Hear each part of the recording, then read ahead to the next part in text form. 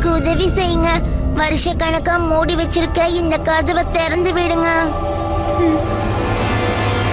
சின்னம்மா சின்னம்மா சின்னம்மா, நீங்க என்னமா பண்றீங்க? போங்கம்மா, உங்க ரூம்ல போய் ரெஸ்ட் எடுத்துக்கங்க. இங்க பாருங்க, தப்பி தவறி கூட இந்த பக்கம் வந்துடாதீங்க. சரி பசங்களா, அது வரைக்கும் நம்ம விளையாடலாம்.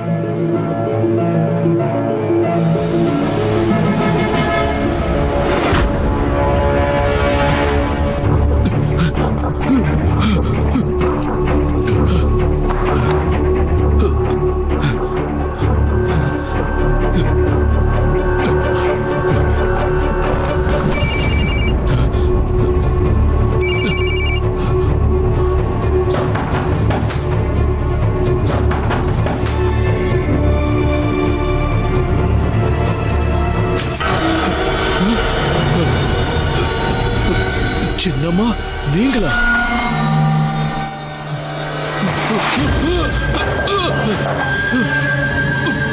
சின்னம்மா, நீங்க என்ன பண்றீங்க?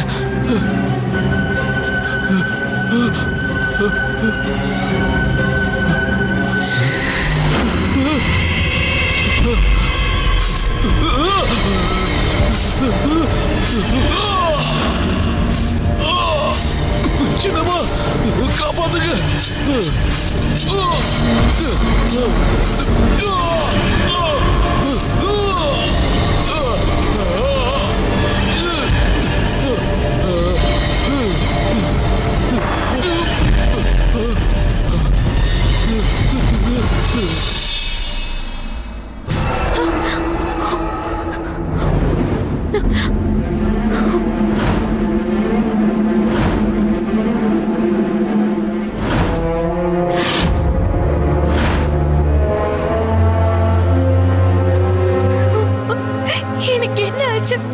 எனக்கு இந்த தேவையில்லாத பிரச்சனை.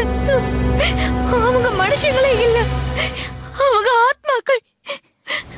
இல்ல, நான் உங்களுக்கு உதவி செய்ய நினைக்கல. இல்ல, எனக்கு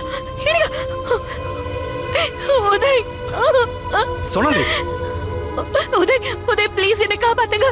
அந்த ஆத்மாக்கள் என்ன அவங்க கட்டுப்பாட்டுல கொண்டு வர நினைக்கிறேன். அமைதி இரு சொன்னாலே. ஒண்ணும் இல்ல. உனக்கு என்னாச்சு? ஏன் இப்படி நீ ஏதோ மாதிரி இருக்க? நீ கண்டதெல்லாம் ஏன் உளறிட்டு இருக்க? சரியா சாப்பிடுறது கூட இல்ல. இனிமே உன்னை நான் இந்த நிலைமையில பார்க்கவே முடியாது.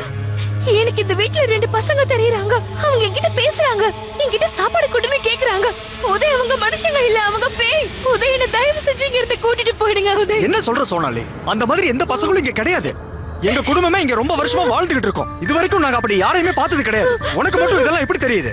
இங்க பாரு சோனாலி, இதெல்லாம் உன்னுடைய மன பிரம்ம, வேற ஒண்ணுமே கிடையாது. நீ தேவையில்லாம உன் மனசு போட்டு குழப்பிக்காத. உதய் இது பிரம்ம இல்ல.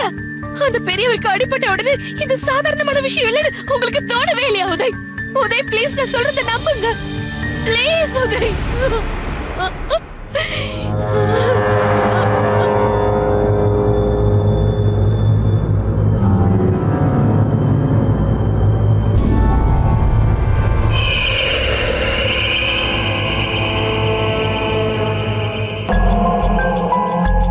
சோனாலிக்கு என்னாச்சு டாக்டர்?